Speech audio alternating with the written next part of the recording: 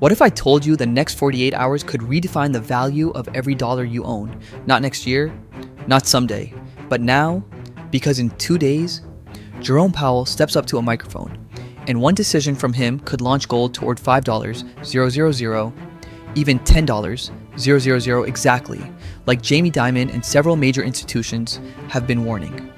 And the part nobody wants to admit is this: most Americans aren't ready for what happens if they're right. People feel it already.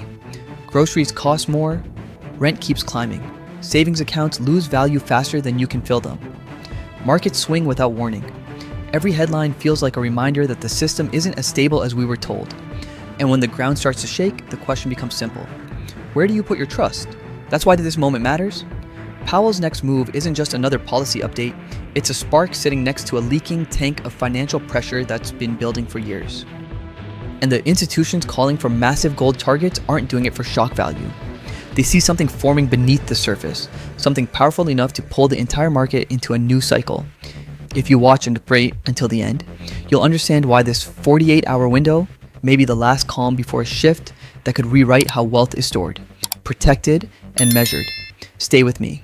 What comes next affects everyone. 13 consecutive months, month after month, without a single pause. China has been buying gold. This is not diversification. This is not symbolic. This is a deliberate and strategic accumulation that rarely appears unless major change is expected. And the timing of this streak is impossible to ignore because it intersects directly with the Federal Reserve's most vulnerable moment in years. Inflation has remained above the Fed's 2% target for nearly 4.5 years. That persistence isn't subtle. Americans feel it every time they shop, pay bills, or check their savings. Prices remain stubborn because the system beneath them is still overheated. At the same time, the job market, a pillar of economic stability, is weakening faster than at any period since 2008. Analysts warn that unemployment signals today resemble the early stages of crises most Americans hoped never to relive. This leaves the Fed trapped, cut rates, and risk inflation roaring back. Hold rates and risk pushing unemployment higher. There is no right option, only consequences. Different in shape but similar in weight. And markets know this. They can feel the strain. That's why gold is not drifting upward, it is accelerating. Up around 60% this year, moving with the force of institutional money preparing for instability. This 13-month buying spree is not random background noise. It is a reaction to the Fed's tightening room, to America's rising debt, and to signs that the global order centered on the U.S. dollar is under pressure. When foreign governments sense fragility, they don't wait for confirmation. They move early. They accumulate reserves that cannot be printed, diluted, or defaulted by political dysfunction. And if the past 13 months reveal anything, it's this: major players see something coming. Something big enough to challenge the value of paper promises. Something big enough that gold, the world's oldest store of value, is becoming the escape hatch again. But to understand what they see, we need to step backward to the last 2 times the world faced this exact combination of rising inflation, weakening trust, and central bank uncertainty.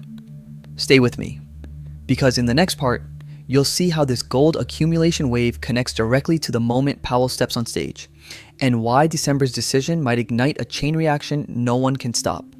Do not miss what happens next. To understand why the world is acting the way it is today, you have to go back to a moment when the entire foundation of global finance shifted with a single announcement. On August 15th, 1971, President Richard Nixon walked up to a microphone and closed the gold window, cutting the final thread that tied the U.S. dollar to something real. Overnight, the dollar transformed from a currency backed by gold to a currency backed purely by confidence. No anchor, no limit, just paper, policy, and trust. Most Americans didn't grasp what this meant. Life looked the same the next morning. People went to work, paid their bills, and tucked dollars into their wallets like nothing had changed. But beneath the surface, everything had.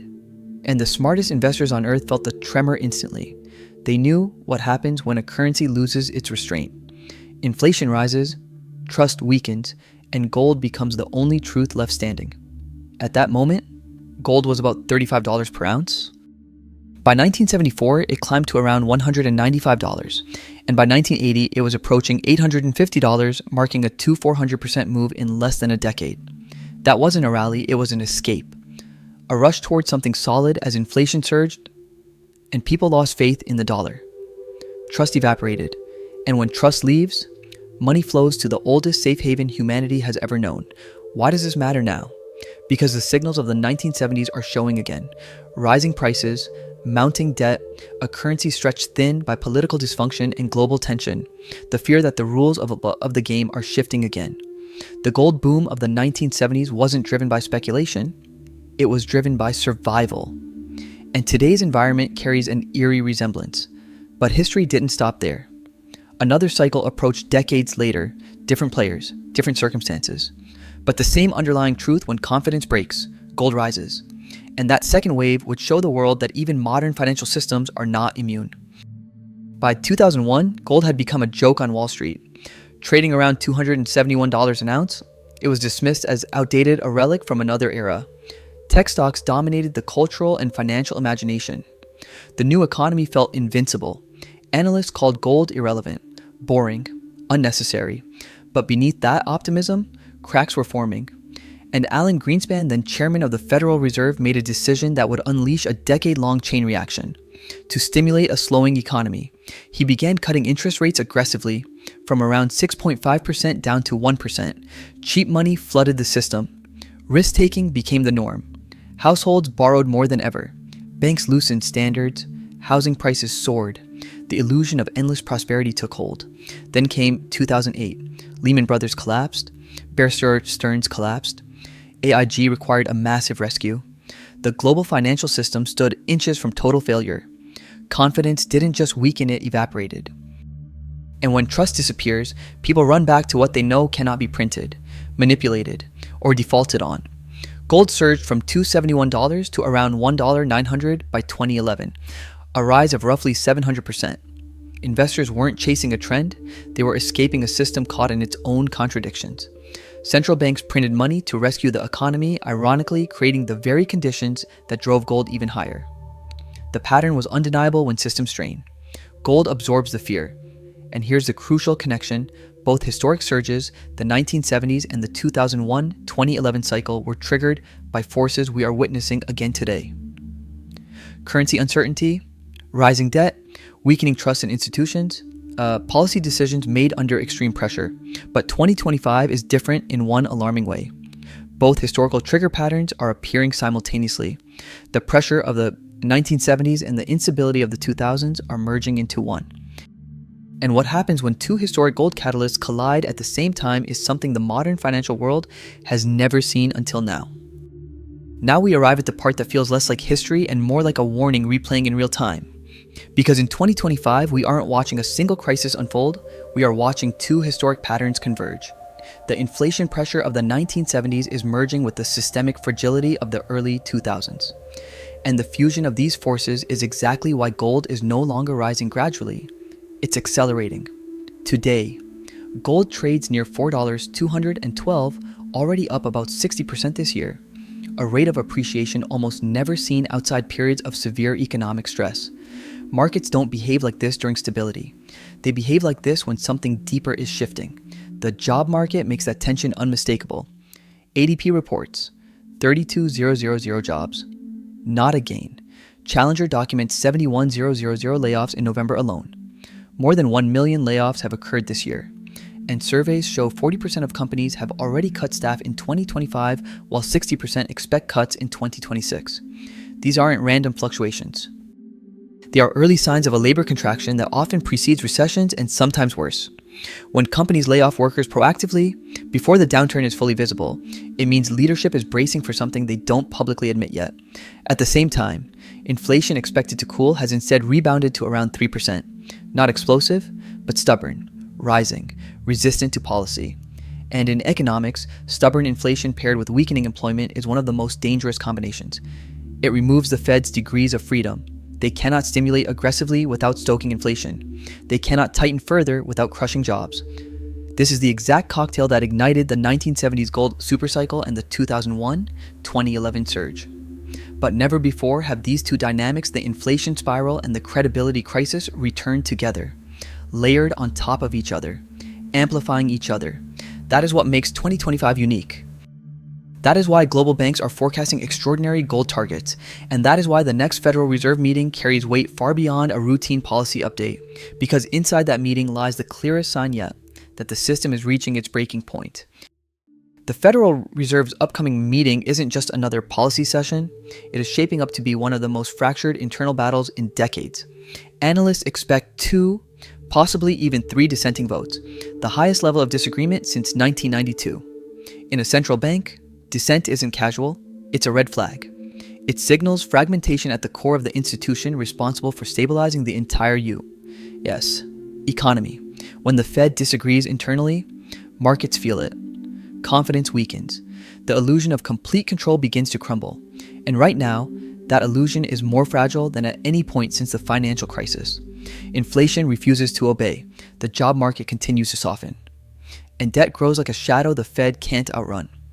While policymakers argue behind closed doors, the rest of the world is acting decisively. China has now purchased gold for 13 straight months, building reserves to roughly 74 million troy ounces, valued at nearly $300 billion. Turkey, Poland, and India are strengthening their holdings as well. Globally, central banks are buying more than 1,000 tons of gold per year, about double the 10-year average. This is not coincidence. This is not symbolic. It is preparation for a world that may not lean on the U.S. dollar the way it once did. A world where trust in fiat currencies weakens. A world where debt-heavy nations face accountability. A world where gold reclaims its ancient role as the measure of value. This shift is happening quietly, but deliberately. Central banks do not accumulate gold out of panic, they accumulate it because they understand long-term risk. They see the US facing a debt curve that cannot mathematically reverse. They see political gridlock, they see inflation that is no longer fully under control, and they are positioning themselves accordingly. The truth is simple, the world is responding to the signals the Federal Reserve is hesitant to acknowledge. And those signals are setting the stage for the next explosive phase of the gold market. But the global response is only half the story. The other half is unfolding at home inside America's own financial foundation. As global central banks shift toward gold, the United States is confronting a storm that grows larger every year, its own debt spiral. The national debt has now reached approximately $38 trillion. And what makes that number alarming isn't just its size, it's the speed of the climb. In only 12 months, the debt has jumped by roughly $2 trillion, a pace typically seen only during major crises, not in the middle of supposedly stable economic conditions, and the future looks even more strained.